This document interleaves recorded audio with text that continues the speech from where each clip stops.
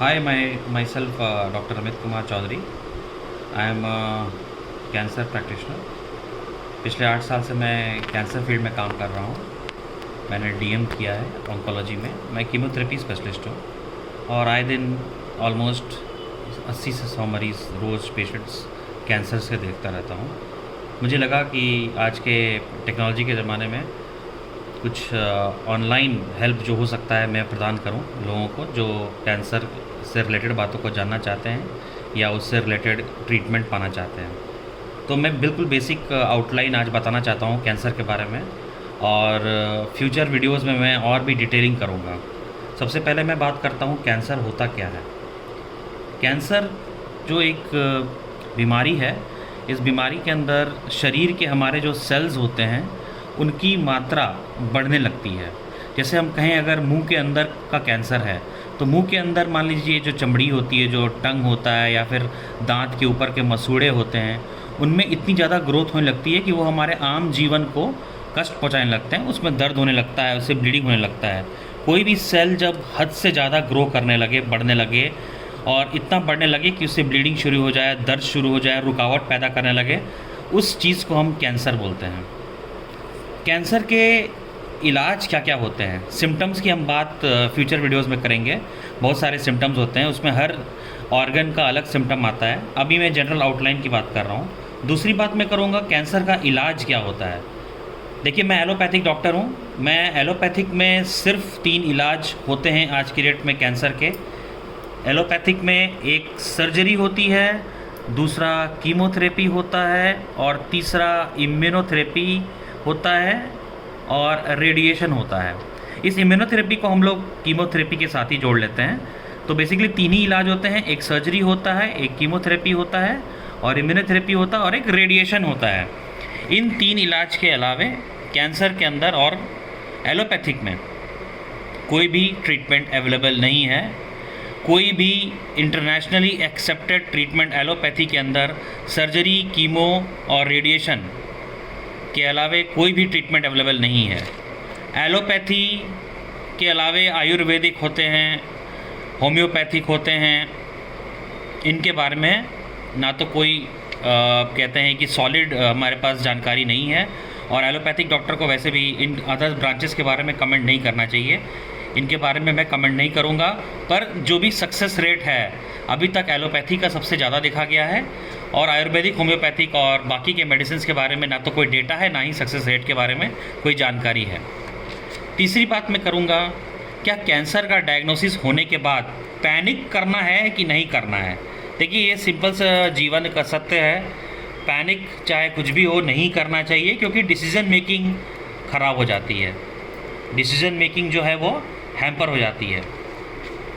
दूसरी बात, सारे कैंसर्स क्यूरेबल होते हैं कि नहीं होते हैं, ये भी एक सवाल है जिसमें हमने पेशेंट्स को देखा है जो कि स्टेज 1 कैंसर में भी 2 साल के अंदर पूरे ट्रीटमेंट कराने के बाद बीमारी वापस आ जाती है। हमने ये भी देखा हुआ है स्टेज 4 के पेशेंट्स, स्टेज 4 के फेफड़ों के कैंसर, जो लोग 5-5 साल तक जीवित हैं, इलाज करा रहे हैं। तो ये आज की डेट में कहना बहुत ही डिफ़िकल्ट है कि कौन सा पेशेंट सरवाइव करेगा, कौन सा पेशेंट सरवाइव नहीं करेगा। There is no 100% guarantee in cancer. कोई भी आपको 100% गारंटी नहीं देता है।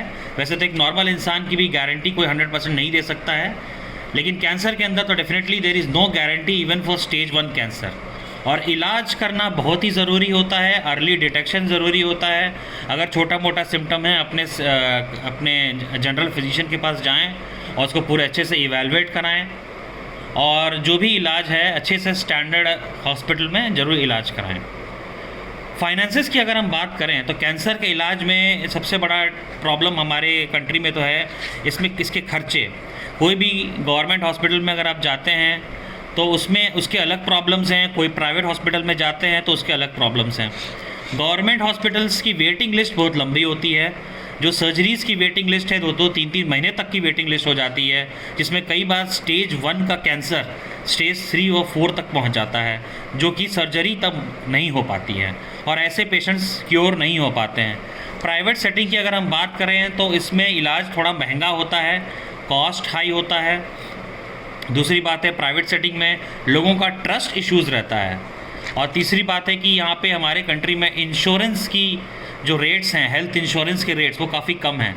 इसकी वजह से भी काफ़ी पेशेंट्स प्राइवेट में इलाज नहीं करा पाते हैं।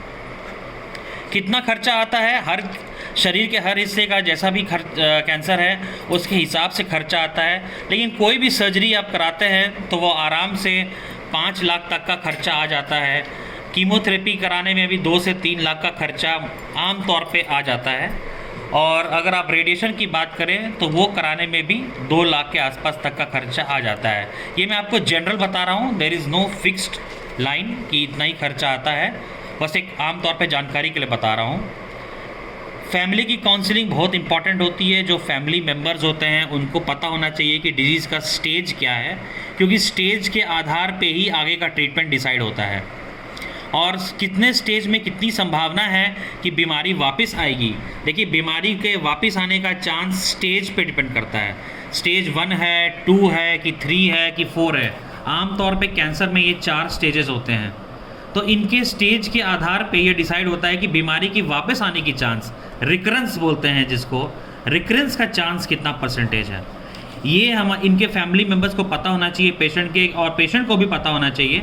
हालांकि पेशेंट को थोड़ा हम अवॉइड कई बार कर लेते हैं ताकि वो अनड्यू एंजाइटी में ना आ जाएं, लेकिन फैमिली मेम्बर्स को बताना ज़रूरी होता है ताकि प्रॉपर फॉलो अप हो सके।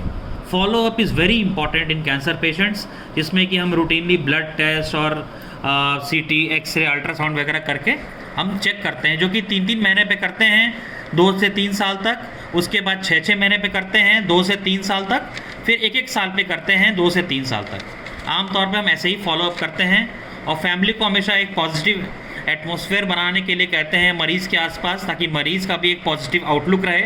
और ये काफ़ी स्टडीज़ में देखा गया है कि अगर मरीज़ पॉजिटिव आउटलुक के साथ इस ट्रीटमेंट को लेता है तो कैंसर की जो सक्सेस रेट्स हैं क्योर होने की, वो अप टू 100% जा सकता है। तो सेल्फ मोटिवेशन और सेल्फ बिलीफ कि वो ये जीत सकता है is the biggest weapon in fighting cancer.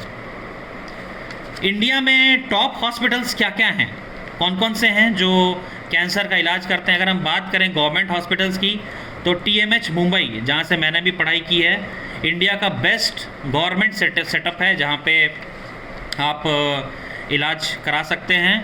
और वहाँ पे प्राइवेट पेशेंट्स और गवर्नमेंट और जनरल पेशेंट्स की अलग से ट्रीटमेंट होती है, अलग से उनके वार्ड्स हैं, अलग से उनको सुविधाएं दोनों को दी जाती हैं गवर्नमेंट सेटअप में। और आप अगर जानना चाहें तो टाटा हॉस्पिटल्स के बहुत सारे ब्रांचेस खुले हुए हैं हमारे हिंदुस्तान के अंदर। TMH मुंबई के बाद जो दूसरे नंबर पे ब्रांच आता है वो है Mahamana cancer hospital Varanasi and Homi Bhabha hospital Varanasi. ये महामना कैंसर हॉस्पिटल और होमी भाभा हॉस्पिटल जो है वाराणसी के अंदर, ये ब्रांचेस हैं हमारे TMH मुंबई की। इनमें ब्लड कैंसर और बाकी के सारे कैंसर्स, मतलब सॉलिड कैंसर ट्रीट होती हैं अच्छी से। यहाँ एक सारी फैसिलिटीज़ वाराणसी में उपलब्ध हैं। इसके अलावा भारत में और भी जगह हैं, जैसे विशाखापट्टनम है, मुजफ्फरपुर बिहार है, संगरूर पंजाब है। इन जगह पर भी टाटा मेमोरियल हॉस्पिटल्स के सेंटर्स खुले हुए हैं। गवर्नमेंट सेटअप में अगर आप जाते हैं तो हर स्टेट में एक रीजनल कैंसर सेंटर होता है जिसको RCC कहते हैं, वहाँ पर भी इलाज कराया जा सकता है, जिसमें फिर एम्स दिल्ली हैं और बाकी के भी एम्स हैं जो कैंसर का इलाज अच्छे से करते हैं और उनमें स्टैंडर्ड ट्रीटमेंट होता है। प्राइवेट हॉस्पिटल्स में अपोलो, मेदांता जैसे प्राइवेट हॉस्पिटल्स हैं जो कि अच्छा काम कर रहे हैं, अच्छे डॉक्टर्स हैं उनके पास, और भी बहुत सारे प्राइवेट सेटअप्स हैं। ध्यान देने की बात यह है कि जो भी आपकी सर्जरी कर रहा है वो एक सर्जिकल ऑन्कोलॉजिस्ट हो, मतलब कि उसने डिग्री कर रखी हो MCH सर्जरी ऑन्कोलॉजी, मतलब उस सर्जरी के डॉक्टर ने सीख रखा है कैसे कैंसर में सर्जरी करनी है, कितनी गांठें निकालनी हैं, कितना मार्जिन लेना है। ये बड़ा इंपॉर्टेंट हो जाता है सर्जरी के इलाज में। उसी प्रकार से वो कीमो की बात करें तो ये ध्यान देने की बात है उस डॉक्टर ने DM मेडिकल ऑन्कोलॉजी या DNB मेडिकल ऑन्कोलॉजी से जैसी डिग्रीज़ की हो। इन लोगों को कीमो का अच्छा आइडिया रहता है। साथ में इम्यूनोथेरेपी जो आजकल काफ़ी कॉमनली दिया जा रहा है, जो कि जिसमें साइड इफ़ेक्ट्स काफ़ी कम होती हैं, जिनके बारे में मैं फ्यूचर में और वीडियोस बनाऊंगा। इन लोगों में इन्होंने महारत हासिल की होती हैं। उसके अलावा रेडिएशन के डॉक्टर्स अलग होते हैं जिन्होंने एमडी रेडियोथेरेपी किया होता है या डीएनबी रेडियोथेरेपी किया होता है। ये रेडिएशन से रेडिएशन की मशीनों के द्वारा मरीज़ को रेडिएशन देते हैं, जो बहुत ज़रूरी बहुत सारे कैंसर्स में होता है। ये मैंने आज आपको एक ब्रीफ आउटलाइन बताया है कैंसर के बारे में। फ्यूचर में मैं आपको और भी वीडियोस अपलोड करूँगा जो आपको कैंसर के बारे में और जानकारी दे पाएगा। तब तक के लिए फिट रहिए, खुश रहिए, नमस्ते।